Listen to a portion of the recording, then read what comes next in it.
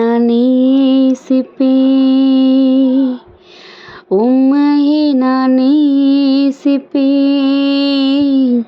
உம்மையே நான் நேசிப்பேன். பின் திரும்பேனே உம் சந்நிதியில் முழங்காலில் நின்று உன் பாதையில் நான் நடந்திட்டால் இன்னல் துன்பமே வந்தாலும் பின் திரும்பேனே. உம்மையே நான் ஆராதிப்பேன், உம்மையே நான் ஆராதிப்பேன்.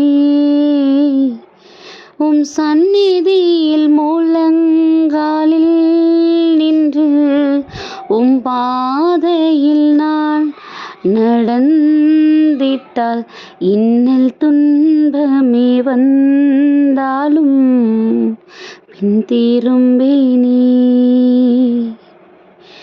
பின் திரும்பேனே. ஹாய் குட்டீஸ், எல்லோரும் எப்படி இருக்கிறீங்க? நல்லா இருக்கீங்களா? ஹாப்பியாக இருக்கீங்களா? நமக்கு எவ்வளோ பிரச்சனைகள், நமக்கு எவ்வளோ சோர்வுகள் வந்தாலும் நம்ம லைஃப்பில் எதுக்குமே பின் திரும்ப போகிறதில்ல. அவருடைய பாதையில் எப்பையும் அவர் கையை பிடிச்சிக்கிட்டு அவர் நமக்கு காட்டுகிற வழியில் தான் நம்ம செல்ல போகிறோம் அப்படிங்கிறத ரொம்ப ரொம்ப அருமையாக ஒரு பாடல் வழியாக இன்றைக்கி பார்த்துருக்கோம். அப்படி தானே? ஆனால் நம்ம உண்மையிலேயே என்ன போராட்டங்கள், என்ன பிரச்சனைகள் வந்தாலும் ஏசப்பாவை விட்டு பின்வாங்காமல் நம்ம இருக்கோமா குட்டீஸ்? நம்ம நிறைய நேரங்களில் ஏதாவது நமக்கு ஒரு பெரிய சோர்வோ இல்லை ஒரு சின்ன விஷயமோ எது நடந்தாலும் கூட என்ன பண்ணிடுவோம், டக்குன்னு அந்த பழியை தூக்கி ஏசப்பா மேலே போட்டுட்டு நம்ம லைஃபே நமக்கு வெறுத்த மாதிரி என்ன பண்ணிடுவோம், நம்ம ஃபீல் பண்ண ஆரம்பிச்சிடும். அப்படி தானே?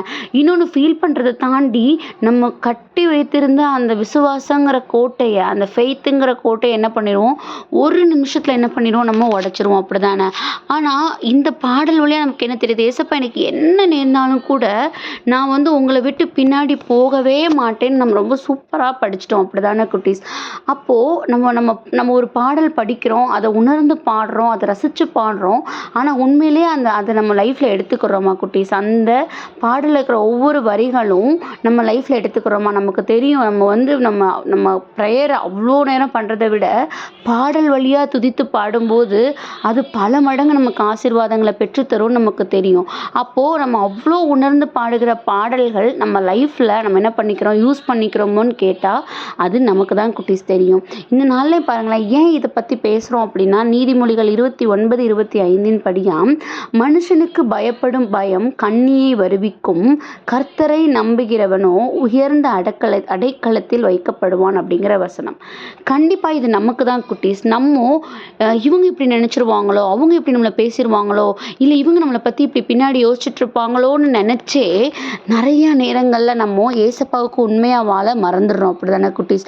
ஆனால் நம்ம இந்த உலகப்புறமாக மக்களுக்கு பயந்து நம்ம நன்மை செய்ய பயப்படும் போது, கடவுளை வார்த்தையை எடுத்து சொல்கிறதுக்கு பயப்படும் போது, இல்லை ஒருத்தவங்களுக்கு உதவி செய்கிற சூழ்நிலை நம்மளிடத்துல இருந்தும் நம்ம அந்த உதவியை மற்றவங்க என்ன நினச்சிருவாங்கன்னு சொல்லி மறுக்கும்போது கண்டிப்பாக அது நமக்கு நல்லது கிடையாது. கர்த்தருடைய பார்வையில் நம்ம அந்த இடத்துல உதவி செய்திருக்கணும், கர்த்தருடைய பார்வையில் நம்ம அந்த இடத்துல உண்மையாக இருந்திருக்கணும், கர்த்தருடைய பார்வையில் நம்ம அந்த இடத்துல பொய் சொல்கிறத அவாய்ட் பண்ணியிருக்கணும். அப்படி தானே குட்டீஸ்? அதுதான் ஏசப்பாவும் விரும்புவாங்க. அதை தான் ஏசப்பா சொல்கிறாங்க, நீ மனுஷனுக்கு பயந்து வாழும்போது உன்னால் எனக்கு உண்மையாக இருக்க முடியாது.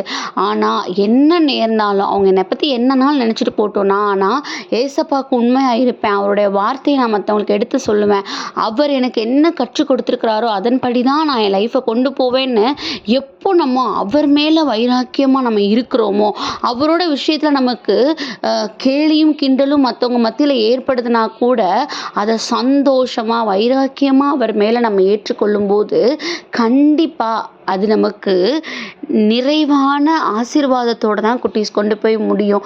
நீங்கள் ட்ரை பண்ணி பாருங்கள். கடவுளோட வார்த்தையாக பார்க்காம நம்ம லைஃபோடு நினச்சி பார்க்கணும்.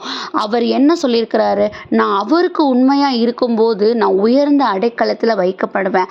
அந்த அடைக்கலம் இந்த உலகப்புறமான எந்த போராட்டங்களும் நம்மளை டச் பண்ண விடாத அளவுக்கு நிறைவான அடைக்கலமாக இருக்கும்னு இந்த நாளில் நம்மளை பார்த்து சொல்கிறாங்க.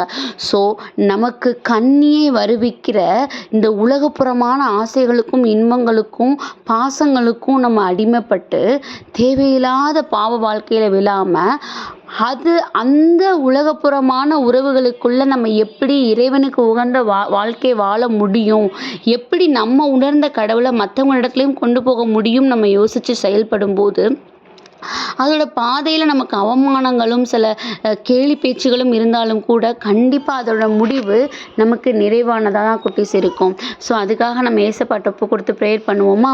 அன்பான ஆண்டவரே, இந்த நேரத்திற்காக நன்றியப்பா தகப்பனே. இந்த நேரத்துலையும் கூட எங்களை ஒருபோதும் குறைவுபடுத்தாத தேவன் நீங்கள். இந்த நாளில் உண்மை நம்புகிற நாங்கள் உயர்ந்த அடைக்கலத்தில் வைக்கப்படுவோம்னு சொல்லியிருக்கீங்க டாடி.